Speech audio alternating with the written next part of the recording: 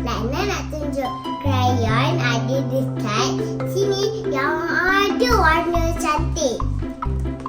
48 semuanya ni warna green. So, dah pulas-pulas ni boleh pulas-pulas baik panjang, tak boleh patah-patah. So, dah habis guna. Tutup balik. Kawan nak tengok Lana tu cantik-cantik. Tengok ni.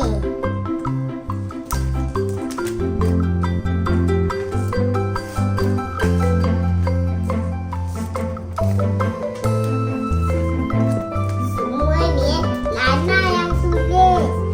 Burger, ini ayam, ini french fries, ini pizza.